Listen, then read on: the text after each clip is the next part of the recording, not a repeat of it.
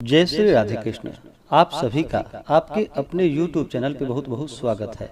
आइए आज आप सब सुनेंगे श्रावण सोमवार व्रत की कथा। हिंदू धर्म में श्रावण महीने का बड़ा ही विशेष महत्व माना गया है। श्रावण का महीना भगवान शिव जी को अति प्रिय होता है। जो भी भक्त सच्ची श्रद्धा के साथ नियम और निष्ठा के साथ श्रावण के महीने में भगवान शिव जी का अभिषेक करते हैं, पूजन करते हैं, श्रावण सोमवार का व्रत रखते हैं, व्रत में नियमों का पालन करते हैं, कथा श्रवण करते हैं, इससे भगवान भोलेनाथ अति प्रसन्न होते हैं और अपने भक्तों के सभी प्रकार के दुख और कष्टों को दूर कर देते हैं तथा सुख और समृद्धि का आशीर्वाद प्रदान करते हैं। तो आइए सुनते हैं श्रावण सोमवार व्रत की कथा। तो बोलिए प्रेम से भगवान भोलेनाथ की जय, माता पार्वती की जय। प्राचीन काल की बात है कि एक नगर में एक वैश्य रहता था जो बड़ा ही धनी एवं ऐश्वर्य युक्त था, जिसके कारण उसे किसी प्रकार का कोई कष्ट या दुख न था। परंतु इतनी अतुल संपत्ति होने के बाद भी उसे भोगने वाला उसकी कोई संतान न थी, जिसका उसे सर्वदा दुख बना रहता था। वह वैश्य भगवान शिव जी का बड़ा भक्त था और प्रति सोमवार को शिव जी का व्रत तथा पूजन किया करता था। उसे विश्वास था कि भगवान शिव जी का पूजन करने से मुझे एक न एक दिन पुत्र की अवश्य प्राप्ति होगी, जो मेरे इस अतुल धन का भोग करेगा। ऐसा मन में विचार कर वह प्रति सोमवार को व्रत करता तथा सायंकाल शिव जी के मंदिर में जाकर दीपक जलाया करता था तथा बड़ी भक्ति से मधुर पाक व्यंजन बनाकर भगवान शिव जी को भोग लगाकर स्वयं प्रसाद लेता और पत्नी को देता था।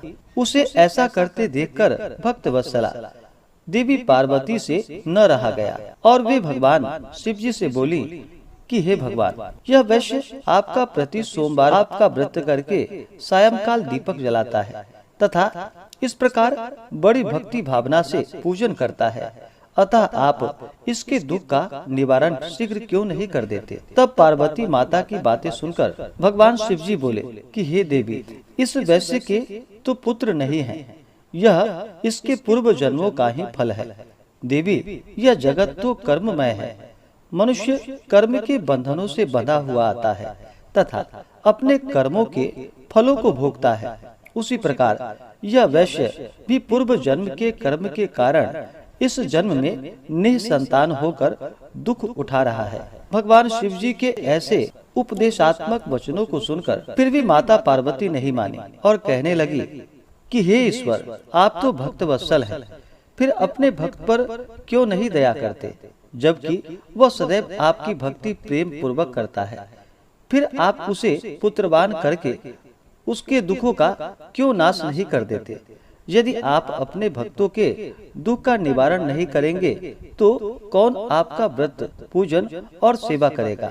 हे भगवान, मेरा आपसे अनुरोध है कि आप कृपा करके उसे अवश्य ही पुत्रवान बनने का आशीर्वाद प्रदान कीजिए। जब पार्वती जी शिव जी से ऐसा कहने लगी तो शिव जी बोले कि हे देवी, जब तुम ऐसा कहती हो तो मैं तुम्हारे कहने से उसे पुत्र का वर देता हूँ। यद्यपि उसके भाग्य में पुत्र का सुख तो नहीं है, यह तो केवल 12 वर्ष तक ही जीवित रहेगा, इसके पश्चात वह मृत्यु को प्राप्त हो जाएगा। इस प्रकार कुछ काल व्यतीत होने पर उस वैश्य की स्त्री गर्भवती हुई तथा 10वां महीने प्राप्त होने पर एक सुंदर पुत्र की उत्पत्ति हुई, जिससे उसके घर में बड़ी खुशियां मनाई गई। सब लोग अत्यधिक हर्षित हुए, परंतु उस वैश्य को कुछ विशेष सुख न मिला, क्योंकि उसे यह विदित था कि यह पुत्र 12 वर्ष बाद पुनः मृत्यु द्वारा ग्रसित हो जाएगा। इस प्रकार हंसी खुशी में वह 12 वर्ष का हो गया। एक दिन उसकी माता वैश्य से विवाह के लिए कहने लगी, तो उसके पिता विचार कर कहने लगे कि अभी विवाह की क्या जल्दी है, अभी तो मैं इसे काशी पढ़ने के लिए भेजूंगा। स्त्री से ऐसा कहकर उस वैश्य ने बालक के मामा को बुलवाया और उसे खूब अधिक धन देकर बोला, अब तुम अपने भांजे को काशी लेकर के जाओ और इसे विद्या अध्ययन करवाओ तथा रास्ते में स्थान स्थान पर ब्राह्मणों को भोजन देना तथा यज्ञ करते जाना। इस प्रकार वे दोनों मामा भांजे स्थान स्थान पर ब्राह्मणों को भोजन देते तथा यज्ञ करते हुए एक नगर में पहुँचे। वहाँ के राजा की कन्या का उस दिन विवाह था। कन्या बड़ी ही रूपवती और सर्वगुण संपन्न थी, परंतु राजकुमार अर्थात जिससे उस राजकुमारी का विवाह होने वाला था वह काना था, जिससे उसके पिता को चिंता थी। परंतु जब उसने वैश्य के पुत्र को देखा जो बड़ा रूपवान था, तो विचार कर उसके मामा से कहने लगा कि यदि थोड़ी देर के लिए आप अपने भांजे को मुझे दे दीजिए तो आपकी बड़ी कृपा होगी। थोड़ी देर की बात है, विवाह हो जाने के पश्चात इसे हम आपको वापस कर देंगे और आपको बहुत सा धन भी देंगे। फिर तो बालक के मामा ने स्वीकार कर लिया। वर का पिता उसे वर बनाकर मंडप में ले गया और विवाह का समस्त कार्य बड़ी दक्षता के साथ संपन्न किया। परंतु जब लड़का सिंदूर दान करके लौटने लगा तो उसने कन्या की साड़ी के आंचल पर लिख दिया था कि हे भामिनी, तुम्हारा विवाह मुझ वैश्य के पुत्र से हुआ है और अब मैं काशी में पढ़ने के लिए जा रहा हूँ। परंतु जिसके साथ तुम्हें भेजा जाएगा वह एक आंख का काना तुम्हारा पति नहीं है। इस प्रकार विवाह कार्य संपन्न होने पर विदा की बेला पर जब राजकुमारी ने अपनी साड़ी पर कुछ लिखा देखा तो उसे पढ़कर उसने राजकुमार के साथ जाने से इनकार कर दिया और बोली कि यह मेरा पति नहीं है। मेरा पति तो वैश्य का पुत्र है जो इस समय काशी में पढ़ने के लिए गया है। फिर तो राजकुमारी की ऐसे बातें सुनकर उसके माता पिता अत्यंत आश्चर्य में पड़ गए और राजा अर्थात वर के पिता की धूर्तता से अत्यंत दुखी हुए तथा कन्या को विदा नहीं किया। बारात बिना कन्या के ही वापस लौट गई। उधर वह वैश्य का पुत्र तथा उसका मामा दोनों काशी में पहुँचे तथा बालक ने अपना अध्ययन प्रारंभ कर दिया और उसके मामा ने यज्ञ करना प्रारंभ कर दिया। इस प्रकार कुछ दिन व्यतीत होते ही लड़के की अवस्था जो कि 12 वर्ष पूरी हो गई। उस दिन यज्ञ हो रहा था। उस बालक ने अपने मामा से कहा, आज मैं कुछ अस्वस्थ हूँ और सोने के लिए जा रहा हूँ। ऐसा कहकर वह जाकर सो गया। परंतु उसके सोने के थोड़ी देर बाद ही उसके मामा ने आकर देखा तो भांजे को मरा हुआ पाया, जिससे वह अति दुखी हुआ। परंतु यज्ञ हो रहा था, इसीलिए यज्ञ विध्वंस के भय से चुप रहा। और जब यज्ञ कार्य समाप्त हो गया तथा सब ब्राह्मण चले गए, तब वह खूब जोर जोर से रोने लगा।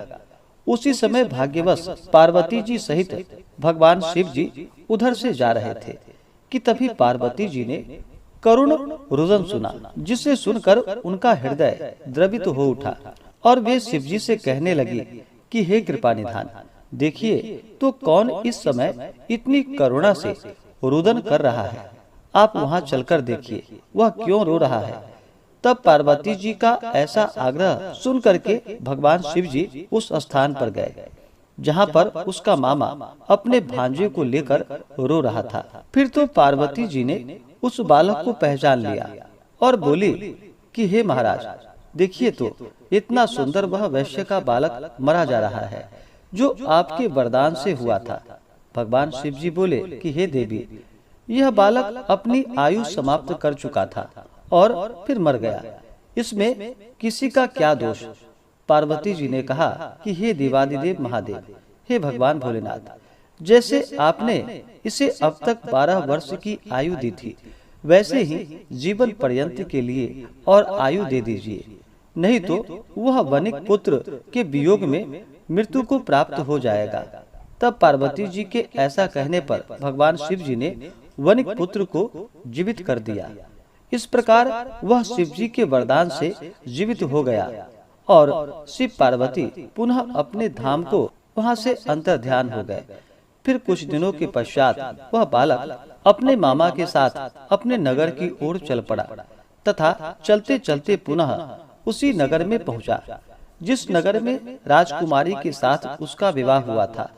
वहां पहुंचकर उसने यज्ञ करके ब्राह्मण भोजन करवाए, जिससे भोजन करते जाते हुए पंडितों द्वारा राजा को यह खबर लगी कि काशी से कोई वैश्य पुत्र आया है जो यज्ञ करके ब्राह्मण भोजन दे रहा है। राजा उसे देखने के लिए गया और वहां पर उसने स्वयं अपने जामाता को देख लिया तो अति प्रसन्न हो आदर के साथ अपने महल में लेकर आया और कुछ दिन तक रखकर खूब आदर सत्कार किया और पुत्री को खूब दान दहेज सहित उसके साथ विदा कर दिया।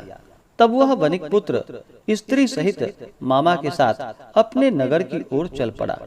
जब वे लोग घर के थोड़ा नजदीक आए तो मामा ने कहा कि मैं जाकर पहले अपनी बहन को तुम्हारे आने की खबर देता हूँ, जिससे कि वे वधू सहित तुम्हारा स्वागत कर पाएं। इधर वह वैश्य अपनी स्त्री सहित छत पर जा बैठा था कि यदि मेरा पुत्र काशी से लौटकर नहीं आएगा तो हम लोग यहीं से कूदकर अपने प्राण दे देंगे।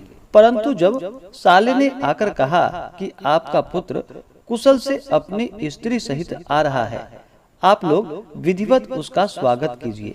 साले की ऐसी बात सुनकर वे लोग अति प्रसन्न हुए और बड़े आदर के साथ पुत्र और पुत्र वधू का स्वागत किया और अति प्रसन्न हो सोमवार व्रत करके भगवान शिव जी का विधिवत पूजन और वंदना किया। इसी प्रकार से जो भी भक्त सच्ची श्रद्धा के साथ नियम और निष्ठा के साथ सोमवार का व्रत करके भगवान शिव जी का पूजन करते हैं, कथा श्रवण करते हैं या दूसरों को सुनाते हैं, वह सभी प्रकार के कष्टों से छूटकर अपने सभी प्रकार के मनोरथ को भगवान शिव जी की कृपा से सिद्ध कर पाते हैं।